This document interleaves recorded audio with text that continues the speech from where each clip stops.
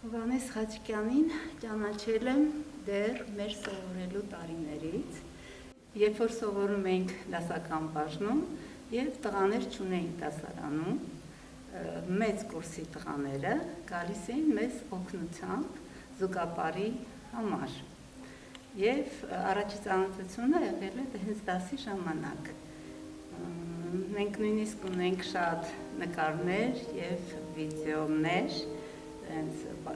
դասական բարի ժամանակ, որ մենք իրար հետ զույգ էինք։ Երբ որ մենք այդ հայտնագործությունը արեցինք, ունեցանք այդ ձայնագրությունը, ես Խաչիկյանին ասեցի, Խաչիկյան, դու գիտես, որ սեն ձայնագրություն կա, ասում չէ, չեմ հիշում։ Ասում եմ, բայց իսկ բերեմ քեզ այդ ձայնագրությունը, երբ որ փոխանցեցի ձայնագրությունը, անմիջապես ասեց, տանեմ Գայանես էլ նայի։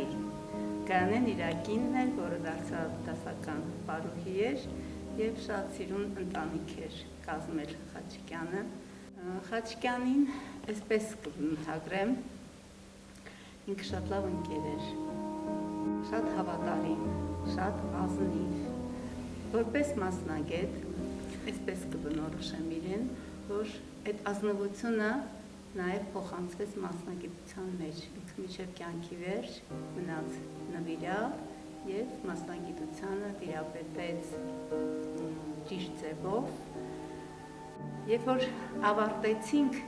ուսումնարանը, մեր ճանապարհը մի տեսակ բաժանվեց իրարից, օպերային թատրոնում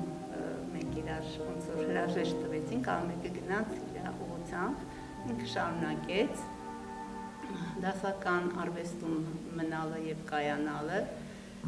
նա շատ լավ պարող էր, շատ աշխատասեր եւ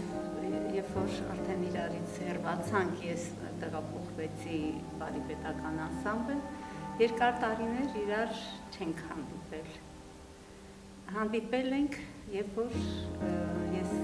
եկել եմ ուսումնարան մեր Բարարվեստի քոլեջ դասավանդելու ժողովրդական բաժնում, եւ հետո Խաչիկյանը տեղափոխվեց արդեն քոլեջում բաժնի բարիչ էր ժողովրդական բաժնի եւ այդպես սկսվեց մեր հիշողությունների շարանը, որտեղ մենք շատ հիշողություններ ունենք, հիշում ենք, մենք շատ սիրուն կարողանում էր պատմել այն դրվագները, որ կատակային են շատ սիրուն կարողանում էր դա վերհիշել եւ հետո մենք մտնում ենք նույն կուրսում աշխատելու, ինքը որպես բաժնի վարիչ, ես որպես մանկաբարձ պարուսույց։ Մինչև նախքան մտնելը մենք մտածում էինք, պայմանավորվում էինք, թե ինչպես պիտի վարենք դասը, ինչ ծրագրեր պիտի փոխանցենք երեխաներին, դա արդեն մասնագիտական առումով եւ երբեմն ինքը ուշանում էր գալ դասերին, որովհետեւ ինքը զուգահեռ աշխատում էր Թաթուլյանի երգի պարում, գեղարվեստական ղեկավար եւ բալետմեստր, որ գալիս էր անպայման դասից առաջ կամ դասի ընթացքում զանգում էր։ Դասի ընթացքում չէի կարողանում հեռախոսին պատասխանել եւ գիտեի, որ տեսնում եմ, որ ինքն է զանգում, բայց չեմ կարողանում պատասխանել։ Մեկ էլ 5 րոպե հետո գալիս էր դուռը սենց բացում էր, մտնում։ Իհարկե այդ պահին երեխաների ռեակցիան այնքան հետաքրքիր էր, որ իր այդ պայծառ մտնելը, պայծառ դեմքով մտնելը երեխաների հետ արդեն գնում էր այլ տրամադրություն, իրենք ավելի ոգևորվում էին եւ սկսվում էր մեր արդեն միացյալ աշխատանքը։ Ինքը թևութիկունք էր դասի ժամանակ իմ համար։ Բարի լինելով, բարի համբույր լինելով, ինքը կարող էր անմիջապես իր տրամադրությունը փոխել, խստանալ եւ այդ խիստ մոտեցումը երեխաների վրա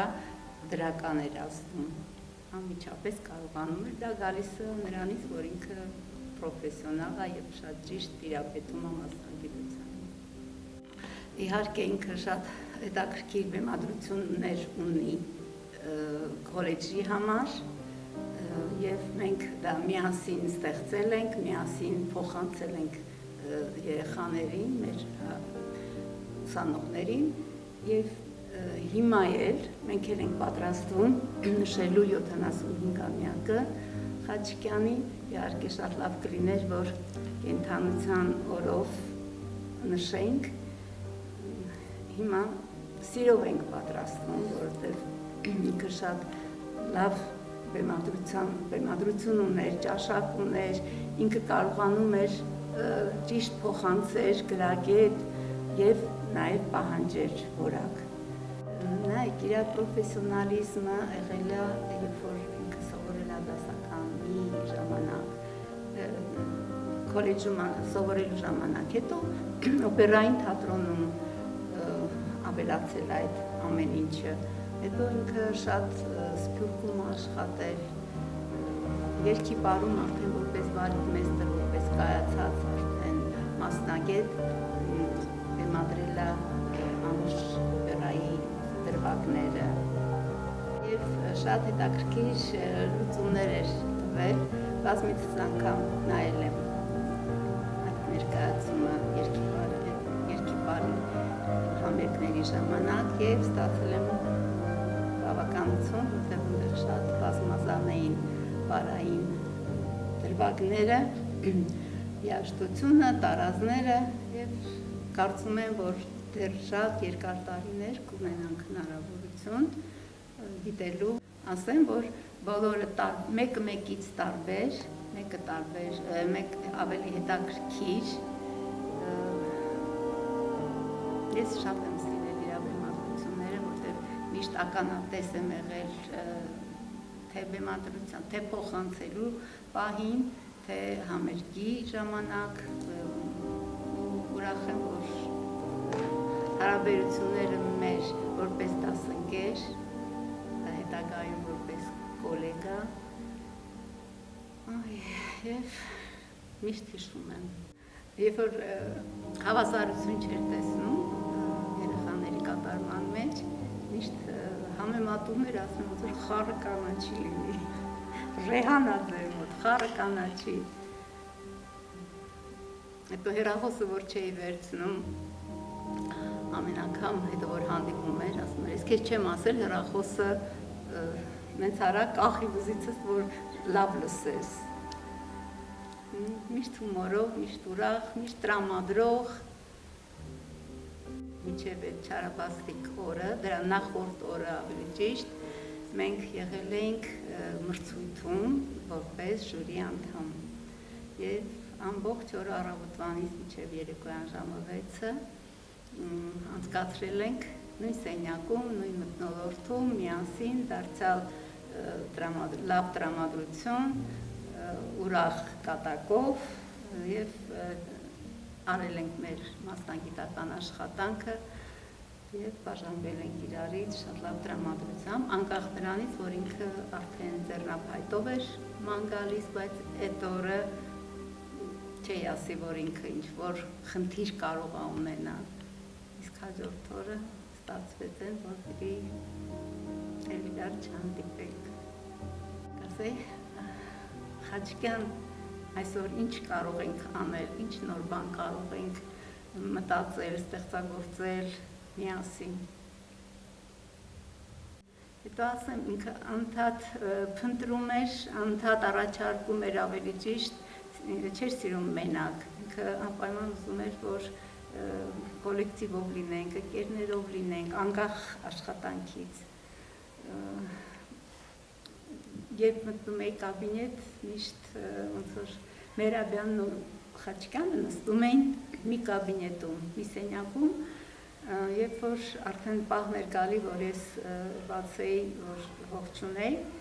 տեսնեի իրանք երկուսով էլի ոգևորված խոսում են, պատմում են, հիշվում են, ամենը տարբեր հետաքրքիր պատմություններ էր պատմում, ու ես մտնում էի ու չէի ուզում ընդհատեի։ Շատ հաճելի մթնոլորտ էր եղել միշտ, ու ես դա շատ կարոտում եմ։